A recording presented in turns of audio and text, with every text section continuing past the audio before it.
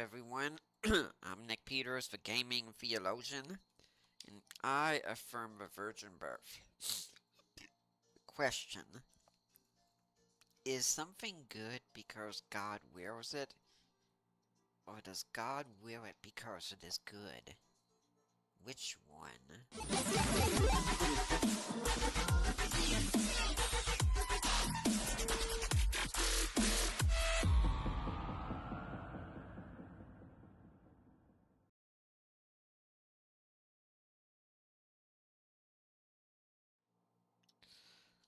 So, last time we talked about the first way of acquiring this, and so I'm kind of going to move on more towards what I see as the fourth way of acquiring this, because these are the ways I just prefer using. And the closest analogy I have to the fourth way is what's known by many of us as the moral argument for God. That God makes sense of objective morality. Now, this is true insofar as it goes, yes. But at the same time, I don't like to use the argument for morality, because I don't think it goes far enough. And yes, this whole area is pretty creepy with skeletal dogs running around and everything else.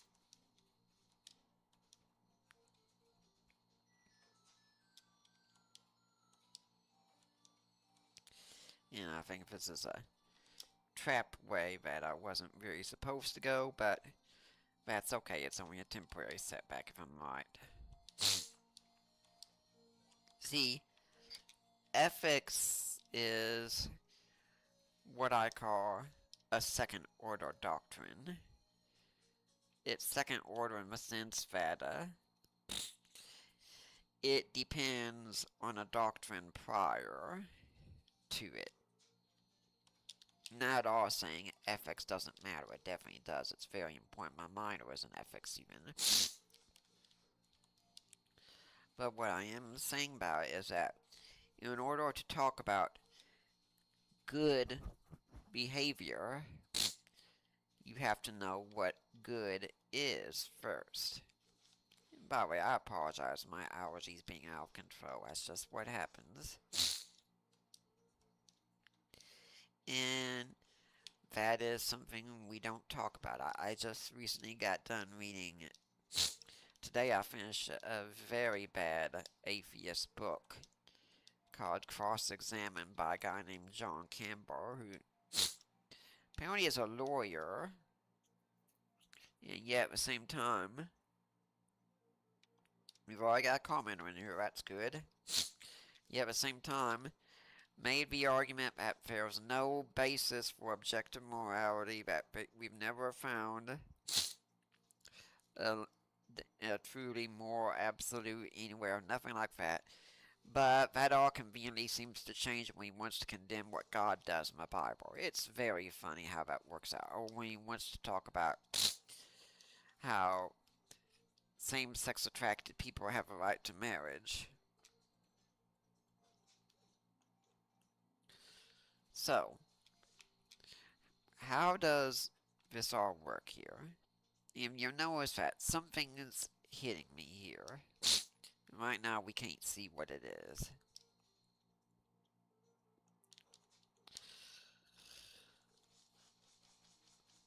Well, in this book, see, he starts saying that the ideas that we usually have of God being good go against what many of us today think of by the word good. Unfortunately, he never tells us what people today mean by good. And there you see what was hurting us all this time. The invisible ghost. So what does John Campbell mean by good? Couldn't tell you. Nah, but it just seems to be whatever people today think. which is a terrible basis for something like this. I mean, by this standard, technically you can't condemn the biblical worldview because people at that time in Israel thought it was good. And if they thought it was good, well, it was good, right? People in the antebellum South thought slavery was good. Okay, therefore it was good. You have to have something outside of society that can say something is good or evil. And this is the problem with the positions that we take today, because we do not know what good and evil mean. So, in a dialogue of Plato, there's a man named Euthyphro who is going to condemn his father of a crime, which is seen as impious to do. What kind of man goes against his dear old man like that? Well, Socrates then wants to engage with Euthyphro on what piety means. And this gets us into a question that he raises that a lot of atheists today celebrate as if no one has ever thought of this question before, and no one has attempted to answer it in years. And this is known as the Euthyphro dilemma, named after the dialogue that takes place in. The question being asked, is something good because God wills it, or does God will it because it is good? Okay, so again, we took the wrong way, and that's okay. Wait, I think there's actually something else here. Which is it? Now, it seems like a really good question to ask, because if something is good because God says it is good, then anything could become good if you just said, God says it. On the other hand, if something is good independent of God, then there is something good outside of God. It looks like no matter which way you go, you lose. Well, there is actually an easier answer. And the thing is, it got answered. Accidentally pushed the wrong button there. Thing is, it got answered immediately after Plato. And very few people seem to bother to consider this.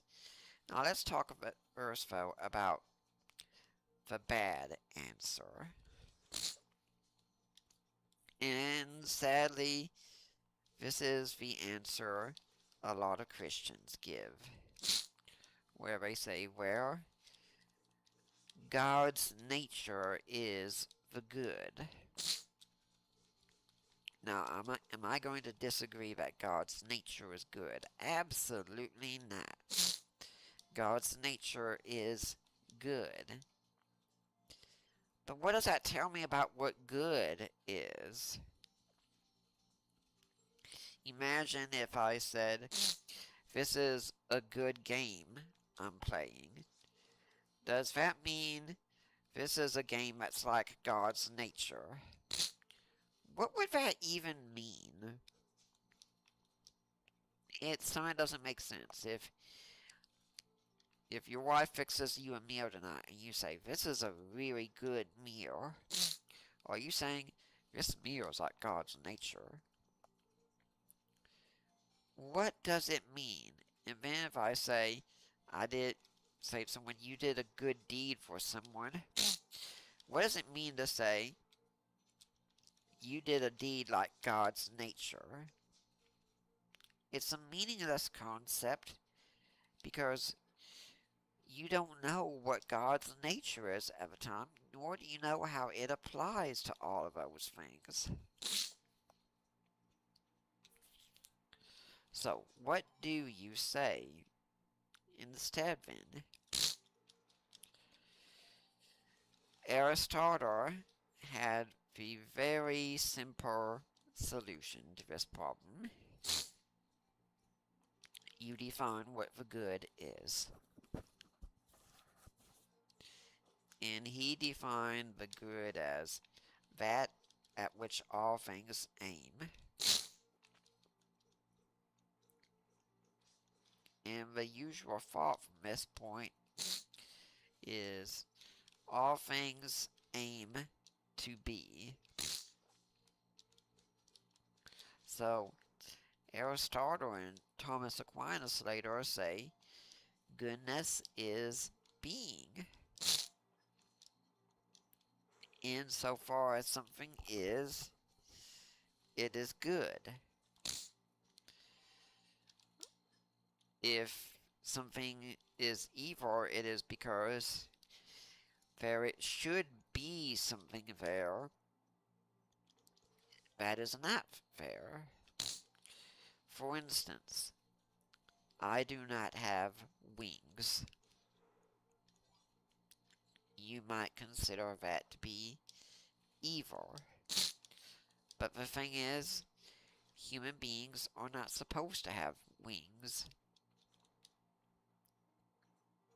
On the other hand, if I did not have eyes, for instance, and could not see, that would be something different. That would be an evil. Because human beings are supposed to be able to see. So it's not an evil that I cannot fly naturally. But it is an evil if I cannot see.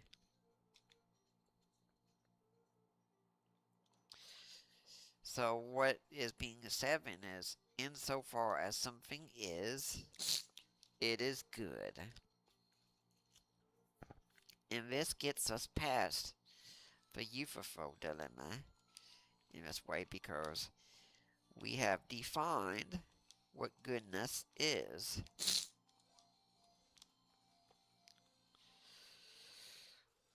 Now, looking at the moral argument then, what we see from it is the moral argument is not talking so much about good things, but good actions. And not just good actions, but actions that we have an obligation to do. For instance, everything that is moral is good. But not everything that is good is moral. That is, I'm not obligated to do everything that's good.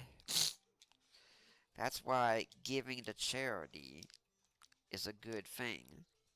It is not necessitated of us. If you have to give to charity, it's not really giving. Giving is not forced, it's done freely, where charitable giving isn't forced. For instance, we still have to give taxes to people.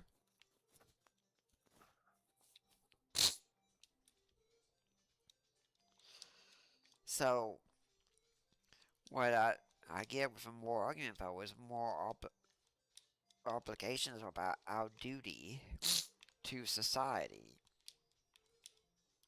And there's nothing wrong with that. We do have a duty. We should take it seriously.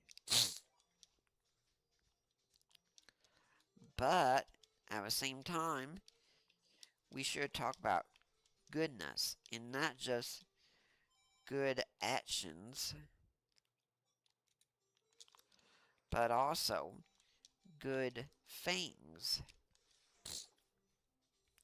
For instance, why do I desire X? Whatever X is, I have to have some in my idea that there is something good about it, or else I would not desire it. I could be wrong in it being a good thing, but I cannot be wrong in saying I think it is a good thing. For instance, a man wants sex, so he might say having sex outside of marriage is just fine.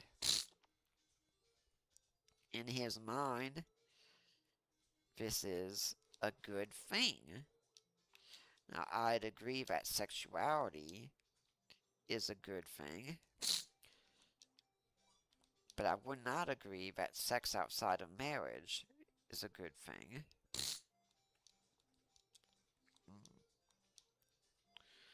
Trying to see if there's a way I'm...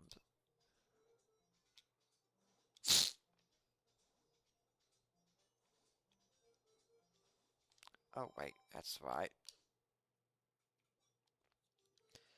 That's why we have the lanterns.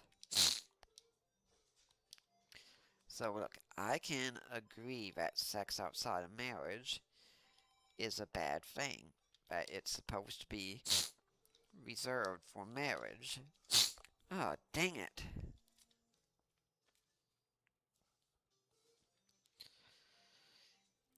But what we're debating then at that point is what is the good? And everyone does something because they think there is some good they are getting by doing that something. I don't care who you're talking about. The greatest evil out there, it was done in the cause of what was a perceived good. To use even the Nazis as an example, yes, they thought they were doing the good. They were very wrong, but they thought they were doing the good. Everyone thinks they are on the right side of history. They looked at what they were doing and said, we need to ensure the well-being of the German people, and the Jews stand in the way of our well-being. Therefore, we have to eliminate them. People who advocated for eugenics were doing the same thing. And they still are. They call it abortion today, but it's the same thing still. It is saying we think this is a good. People who argue for abortion think it's good that they have a right to eliminate what is in the womb, regardless of if they think it's a child or not. They're wrong in this, but it's what they think.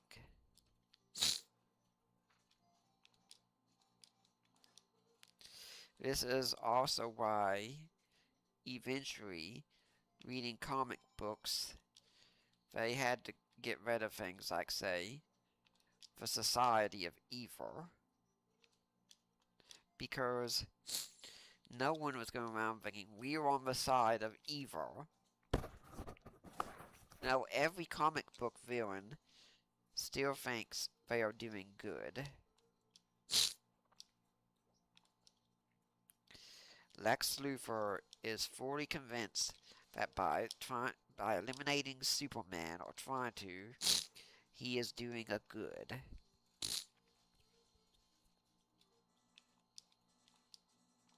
And we got a comment over here talking about how in Christianity the good comes ultimately in the person of Christ, which, yep, I agree with entirely.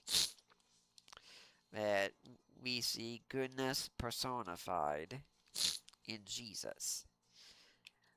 Going back to even a person who's committing suicide is doing it in the pursuit of what they think is good. So when someone like John Campbell starts making any sort of argument, he is arguing over what he thinks is good while saying there's no such thing as good. It's a contradiction in terms. Okay.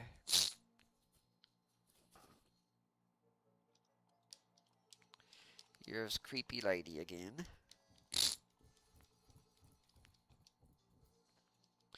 Okay. Now, my friend in the audience is saying the Joker is an example of otherwise because he's an embodiment of chaos. The Joker is one of those difficult characters to make sense of. I think in some sense he does value the chaos that he brings. How it works, I don't know. Some people just want to watch the world burn. I read somewhere in Batman and Philosophy recently arguing that the Joker was insane. And what was the basis for him saying he was insane? Well, look at all these evil things he does. Sane people do evil things. Do them all the time. It is a huge mistake in our culture that we often think every time someone does something evil, it's mental illness that's involved. People are just evil sometimes. The other great figure like this is Kafka in Final Fantasy VI. If anything, the Joker could be one of the, ironically, most sane people out there. Because I think he sees that if reality is truly a joke, and there's no purpose to anything, why not live consistently? And he does.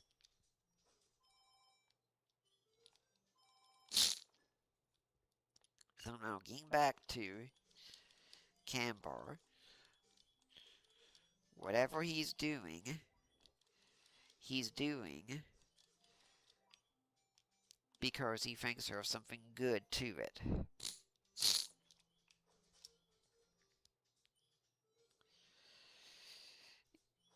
Which, again, if you're saying there's no such thing as good, but here's something we should do, you've got a problem.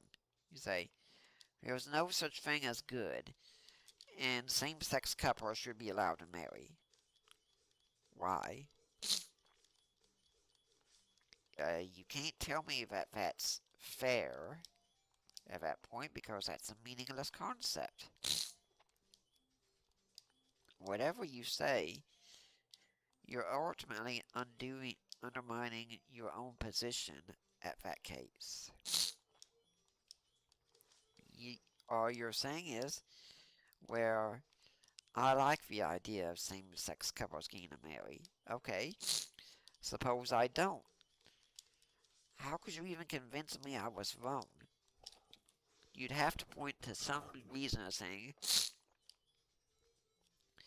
this is the way things are supposed to be. And if you say there's a way things are supposed to be, then yep, you're pointing to a standard. Now, this is what's going on, I think, in the fourth way of applying this. because he's actually pointing to transcendentals. Goodness, truth, beauty. All things that exist have goodness, truth, and beauty somewhere in them, insofar as they are. Okay, well, here's a pushback for Aquinas. What about the devil? Huh? Huh? Bet you didn't think about that, huh? Huh? Yeah, he did. Because the devil possesses existence, will, intellect. Those are good things. If a devil has those, it's not bad. It's what he does with them that's bad. He's corrupted them.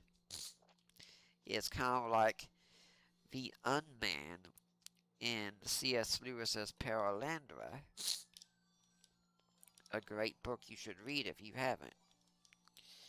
In that this is a man who has pretty much thrown off any vestige he has of humanity in service to his cause.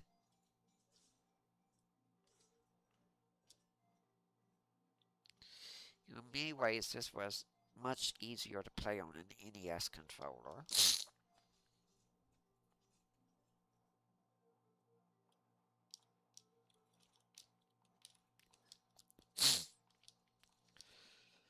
So, the devil then is someone who has thrown out and corrupted his will in service to a cause.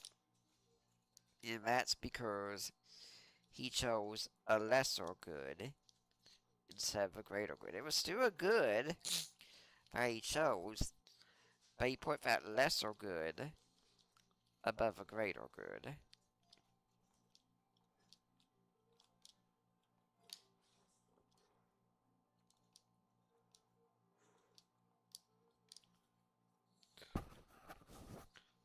Oh, wait.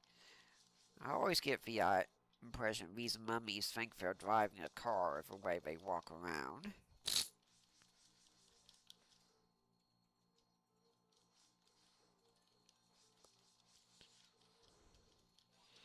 Good thing is they're easy to beat, so you pretty much get 3 extra health from them. So, when it comes to someone like Cambar, you can say, same-sex couples should be allowed to marry. Okay, you need to give me a reason why I should think this is good. In the same way, I need to give you a reason why if I say they should not, why I think it is not good, and why keeping things with the way everyone in history has thought about it in the last 5 seconds is good. Which, again, this is why I don't go for the argument for morality so much, because we end up debating whether or not morality is objective, which, yeah, it is, and I think that's pretty easy to establish. But then we start asking questions about what moral systems we go with and things like that. And we discuss the moral issues instead of just discussing what we all seem to agree on. Some things are good. Why do we think they're good?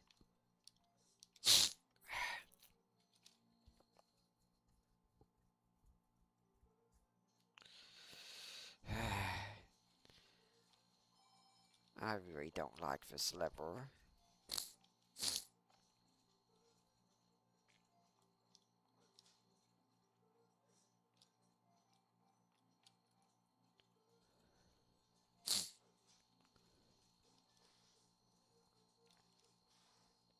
So, the argument for morality, yes, it works. But it works on a second lever. I want to get back to the first lever entirely. Why do I think anything is good? And what is this goodness?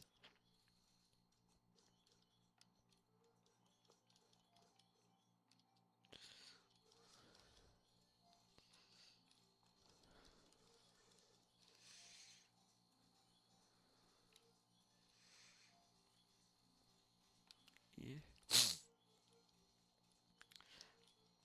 Okay, so I've got a comment saying I don't think you need a base good to argue they don't have one at all. Well, I might not need one. Okay, maybe none of us know what the good is. But if my opponent is telling me they know what the good is, then I expect them to tell me somehow how they know what the good is.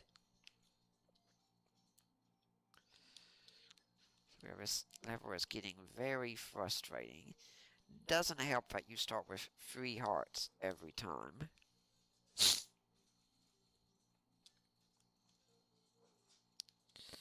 Someone like Campbell just argues, there is no objective morality.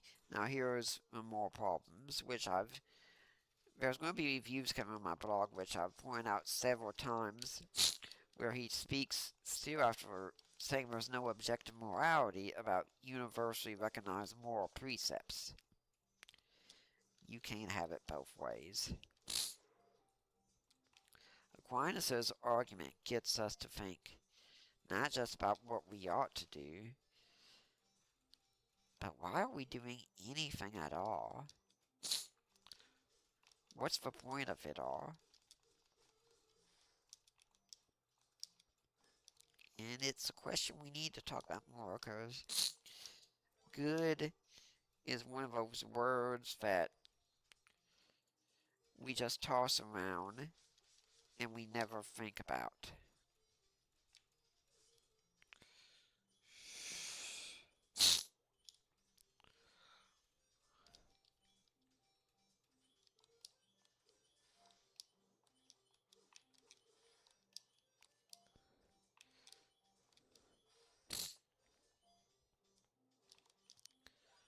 Just so you know, people, even if we lose tonight, I'm not stopping still. It's just going to be, this is going to be a setback, and that's okay. We'll just continue another day. There's always more things to discuss.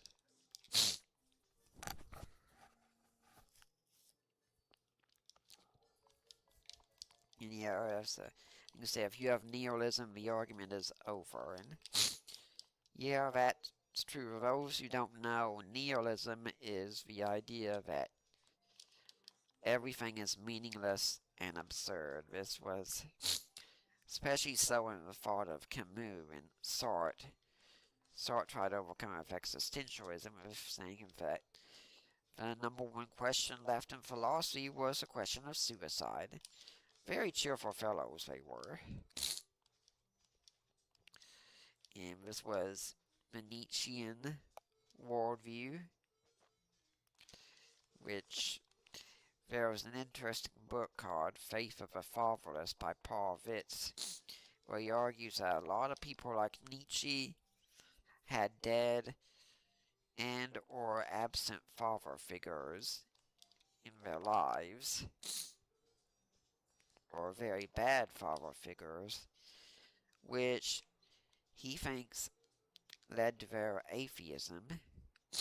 Meanwhile, a lot of theists had excellent father figures. Now, this isn't a one-to-one rule, of course, it's a generality, but it's an interesting one to consider.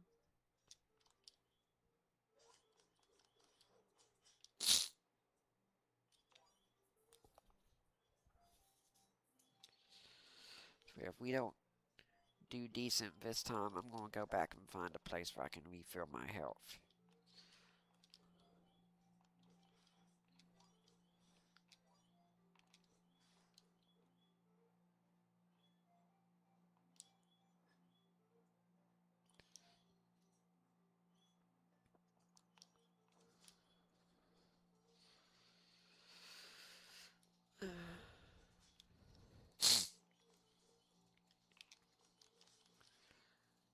Now, if you do want to use the argument from morality, I would encourage you to try not to get caught up in the discussion of what is and isn't moral, because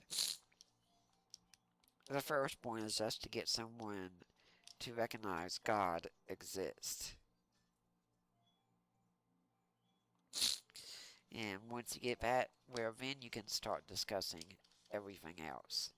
But until we get to God's existing, that's what we need to focus on, not our other issues, however right they may be. The first goal is getting someone to the cross.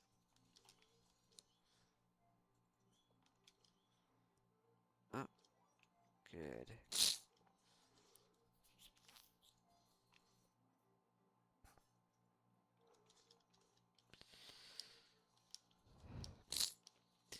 And we got a friend in the comments saying, oh, this is why we see postmodernism and subjectivism immediately after modernism.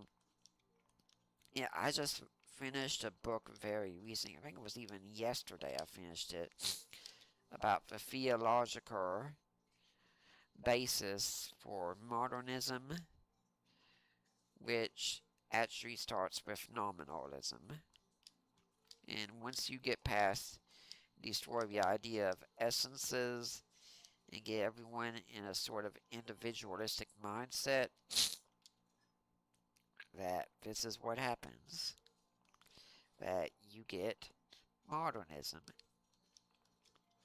And we come with a promise that, whereby, golly, if we just all come together and think, we will work through all the issues that we have, and utopia will be just around the corner. It never is. We have been unable to bring about utopia, and sadly, any of our attempts to bring about utopia seem to involve bloodshed as well, and a lot of it.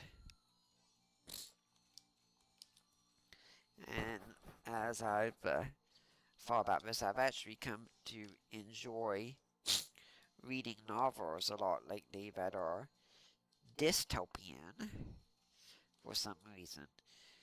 Many of us know of one such as 1984.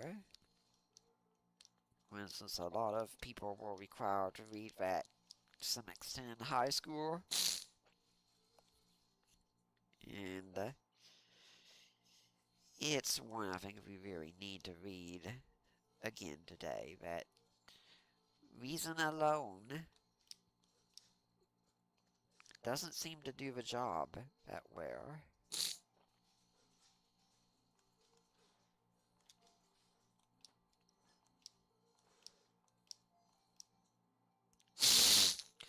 And I apologize for how bad my allergies are.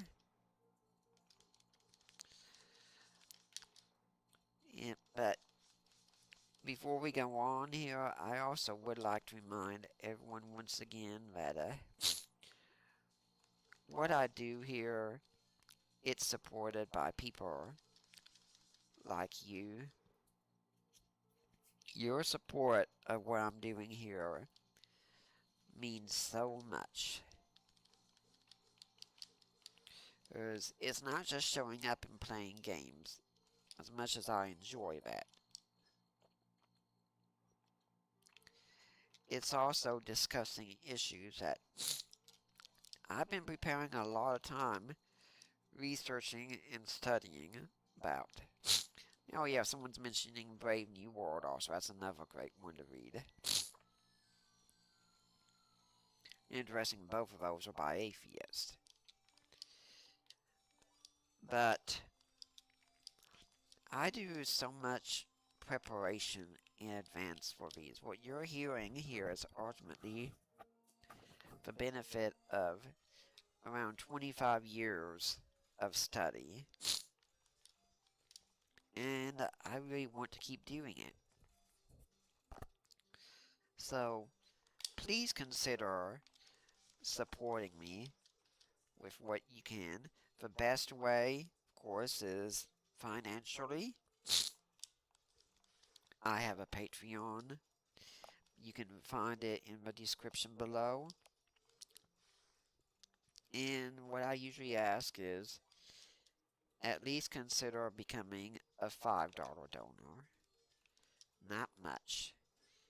And that's just once a week. Or once a month, sorry. Really take some time and think about doing that.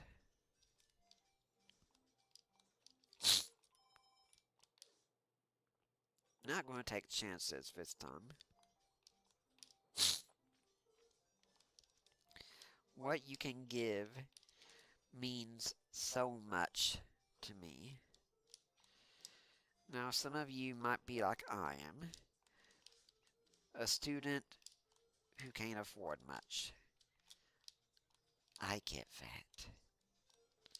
Okay, if you can't afford to give, I'm not going to jump on your case or tell you you shouldn't be coming here or anything like that. No, I want you here. But if you can't give financially, give by sharing. Give by liking, commenting, subscribing, and telling others. Say, hey, I found this cool YouTube channel where they talk about Christian issues and apologetics while playing video games. Let people know we're here. Because it all matters. It all means we get ourselves out there. We get recognized. And that's just what helps the channel grow. I can sit here all day and play games with you all, and it won't matter if a channel is not growing. I might as well just be talking into the air.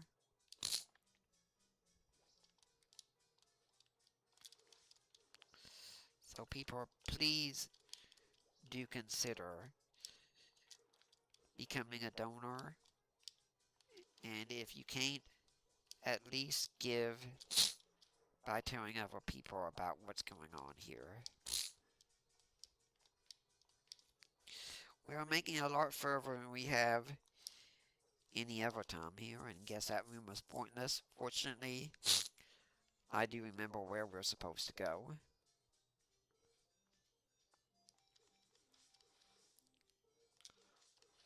Something odd, but even dead litter puppy dogs running around seem somewhat cute for some reason. I cannot put my finger on why that is, but they just are.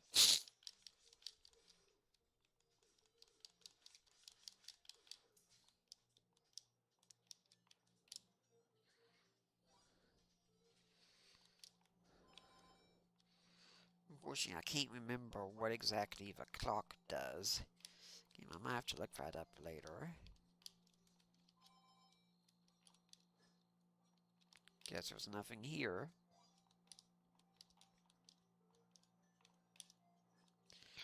Yeah, Brave New World was written by an atheist and George Orwell, who wrote 1984 Animal Farm, atheist as well.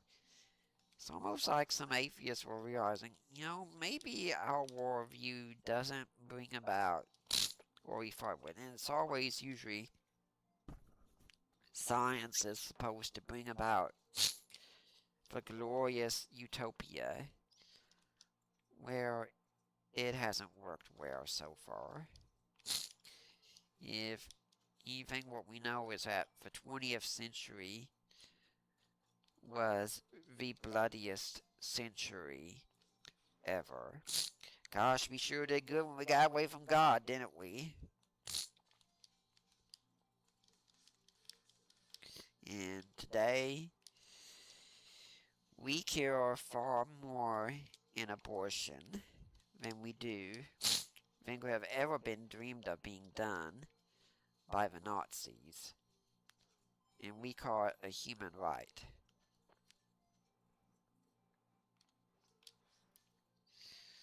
So you have to use the mirror to get past these guys.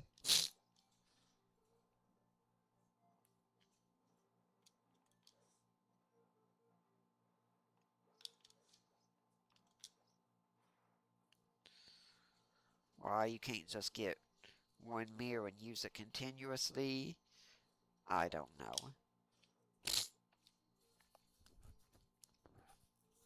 Fortunately, they're not that difficult to beat.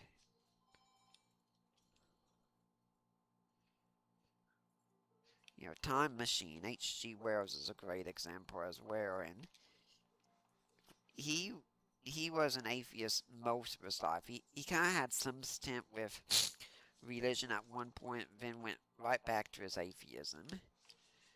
Science can deliver a lot of good things. It has.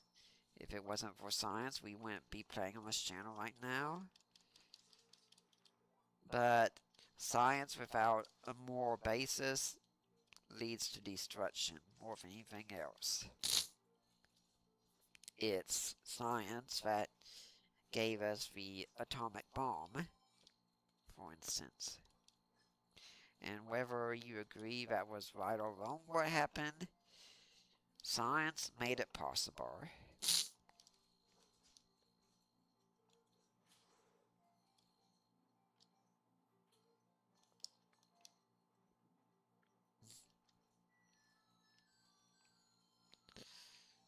A lot of things in this game are done by trial and error.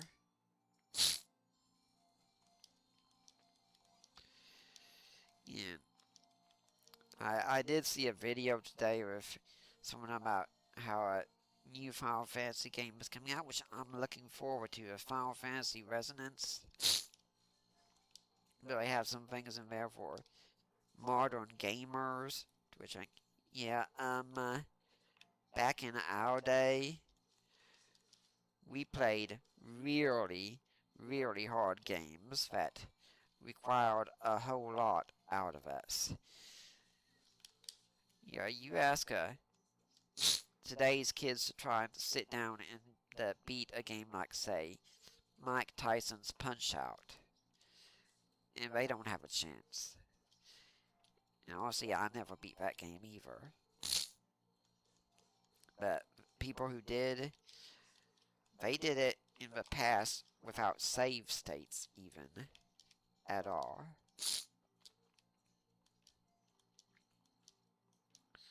I think we're getting to the boss room here.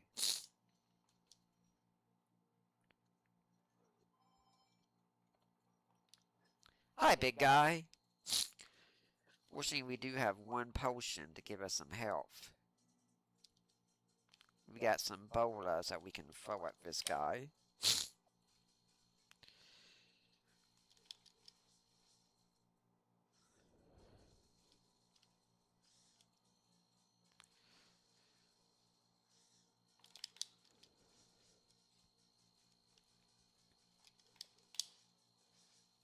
I think the small ghosts are called minis, and the big one is called maxi. Not certain on that, but I think that's the case.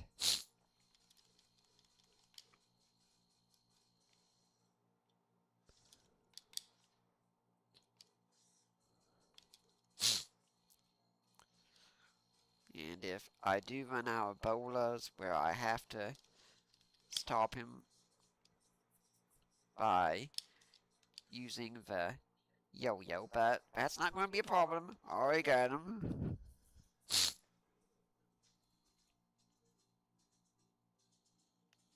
Yeah, a comment was saying that the Jack and Dexter games would be brutal, which, honestly, I haven't played those. Don't get me started on Kingdom Hearts. Oh gosh, Kingdom Hearts is so difficult at times. And I remember when I first saw Kingdom Hearts, I was thinking, okay, an RPG based on Disney, and watching someone run around with a giant key beating up bad guys. Fuck.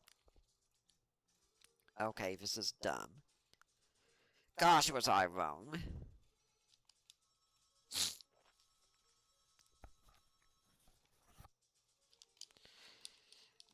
You practically have to have 3 PhDs in philosophy to understand Kingdom Hearts.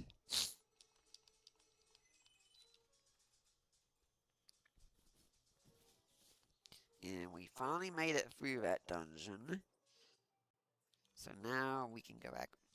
Anyway, speaking of all these games as well, if anyone has suggestions for games they want to see me play sometime, let me know. I'm open to them.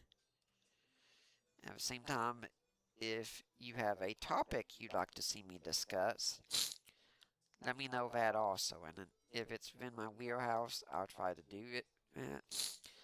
I've been thinking if I could find someone on campus who's much better equipped than I am than abortion, I might see if they want to come by to, someone let me beat all the Kingdom Hearts games on highest difficulty. That's how you learn to manage anger. Well, that's a good way to do it.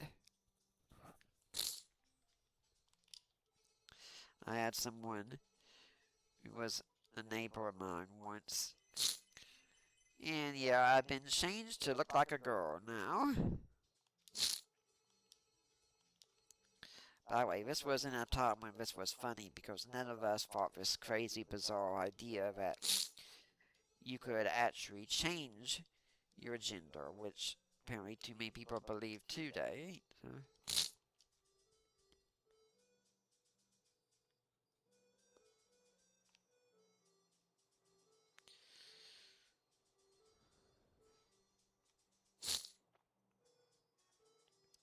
Anyway, I had a neighbor who was struggling in Kingdom Hearts 3 with a boss on the Frozen level. And she was playing on normal. So I can't beat this thing, I can't beat this thing. She's even having panic attacks over it. And then I got to it. And my ex-wife was watching me and she said, yeah, he beat it on his first try.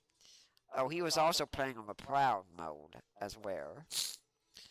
But shooting star, I need more than 6 red hearts to handle it. And one of the guards can tell me how to get to the next area here.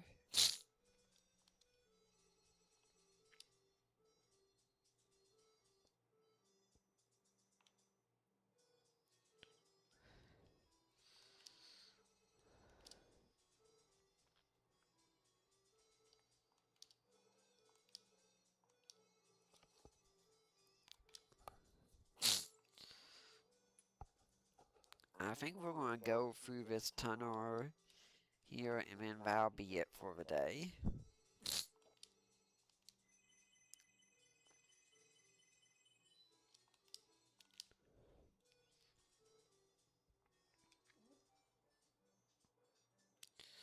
Oh, and I see my friend Rogers in the chat, which, by the way, he's got an awesome YouTube channel. You should check out his material. And he's also a total loser, but that's just me here saying that, okay? Glad you're here, Roger. Abacadabra, abacadabra, abacadabra.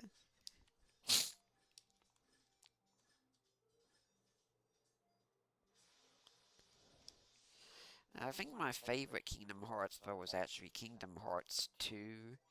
So when there's a lot more about it. Though, aside from the normal areas that I've hated in every Kingdom Hearts game, Atlantica and the 100 Acre Wood. Yeah, get rid of both of those. You'll notice the shooting star weapon actually does indeed do that. Shoot stars.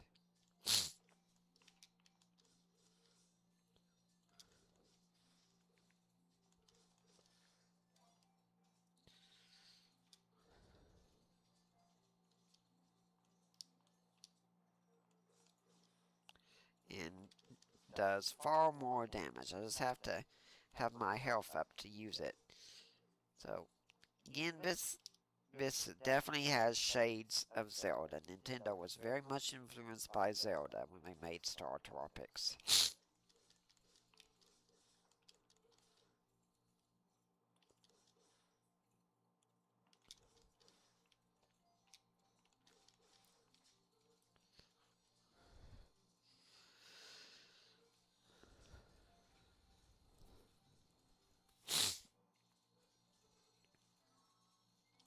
Well, that one wasn't much to do, but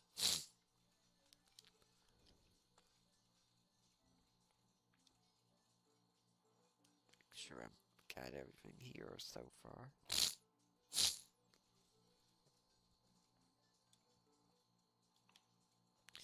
Yeah, if I have the resources to get the Kingdom Hearts games, I'd probably go through them on this channel sometime.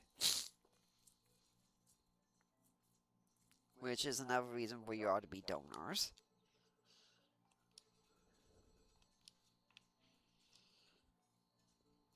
Okay, I think I'm going to be a little bit adventurous and try and finish this chapter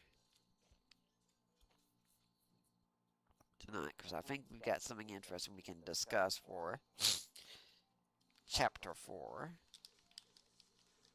So I'll probably go over a little bit tonight, but that's okay, because it's my channel and I can set the rules.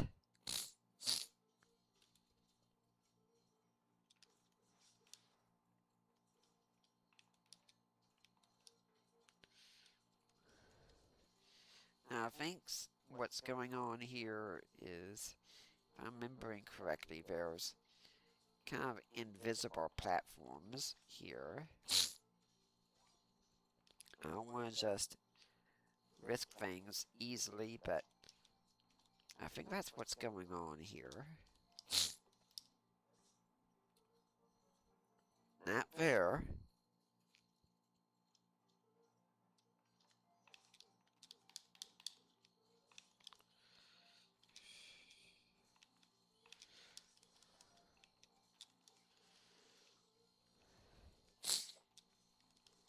And if you all would like to see me go through Kingdom Hearts games to make an effort to invest in getting those, let me know. We'll see what we can do.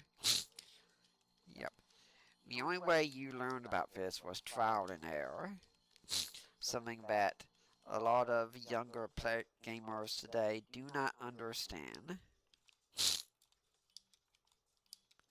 Because they play games I've just pretty much handed everything to them.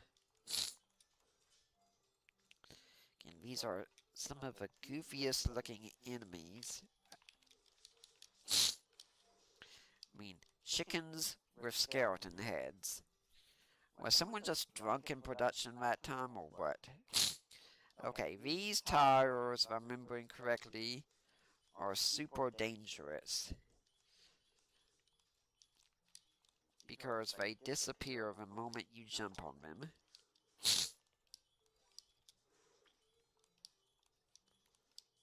So we have to jump on, jump off immediately.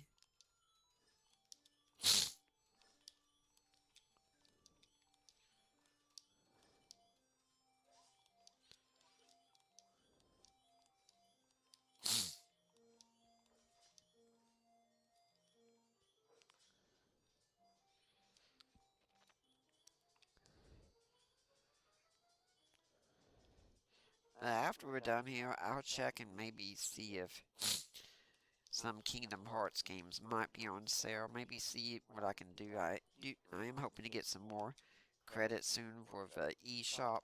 So we'll see what can be done.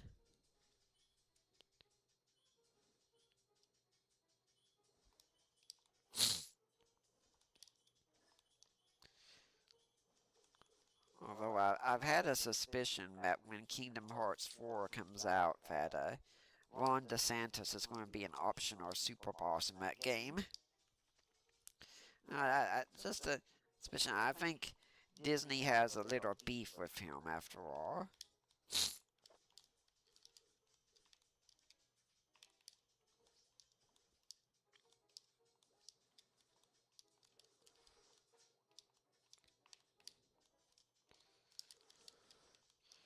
Try and beat all these enemies I can so I can get as much health as I can.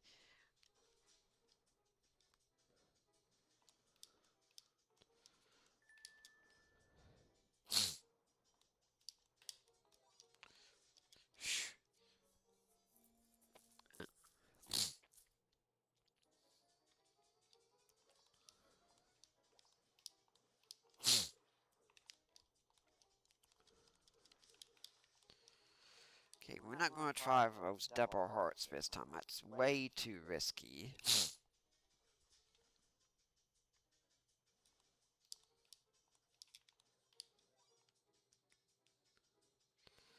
Ah, so that's what that does.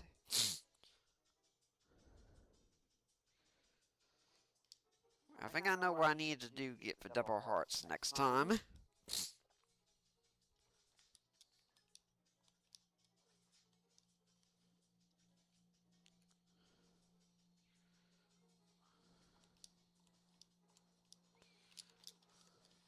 And you'll notice the skeleton is jumping wherever it would have been. Wherever there was towers I can reach.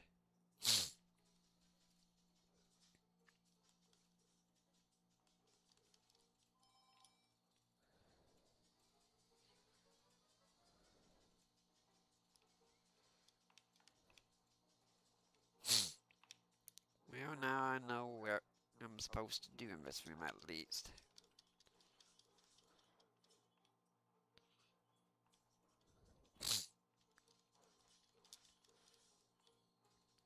You see, here's the dilemma here, because you have to jump just right to get to those up and down towers without staying on the sinking towers too long. It's a real difficulty.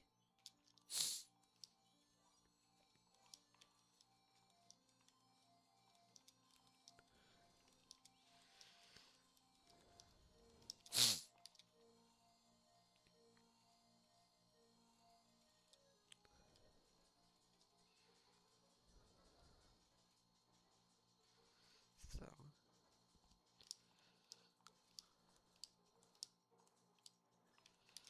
I think I've said all I can about Aquinas' argument from goodness for tonight, so I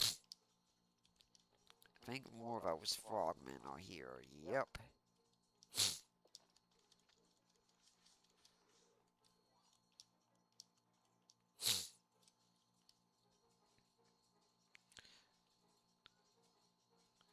Yep, so I think if you hit these guys, they don't take it well. That's why you have to hit them and move out of the way super fast. Yep.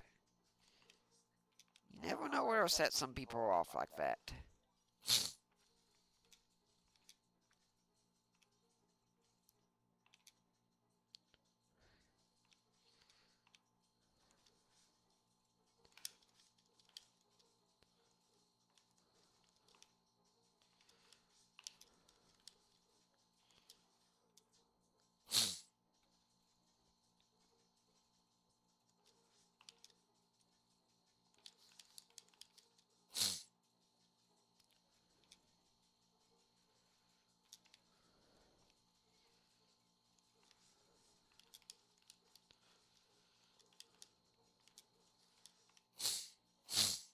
At least I've got one potion, just in case.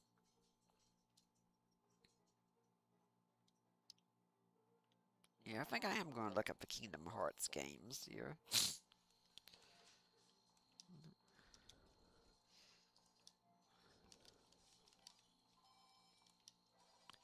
No sense letting that go to waste. Which means I can again use the shooting star.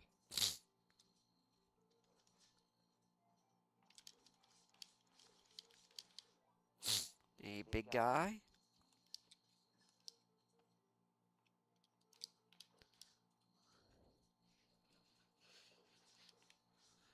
Yeah, these guys are a whole lot easier with a shooting star.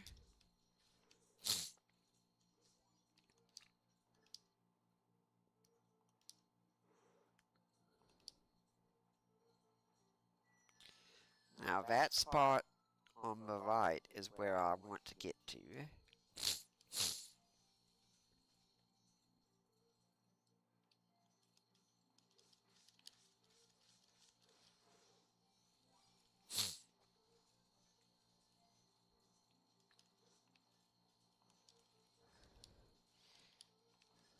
Yeah, Kingdom Hearts games would be something interesting for us to go through together on this channel.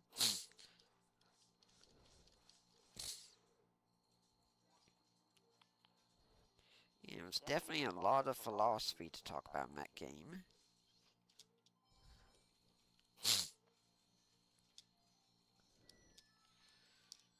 away we go.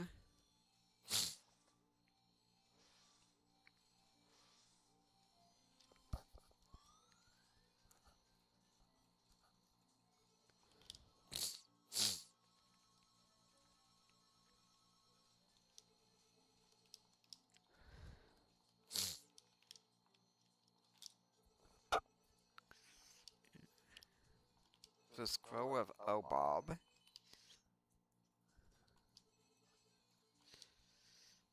This guy knew why I was coming.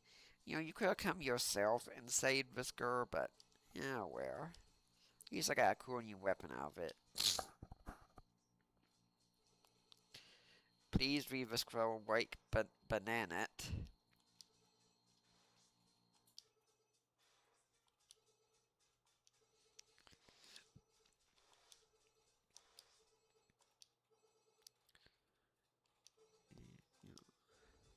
Well, I sure slept well. Hungry, is dessert ready? Put down that banana cream pie! And now our ship's getting repaired.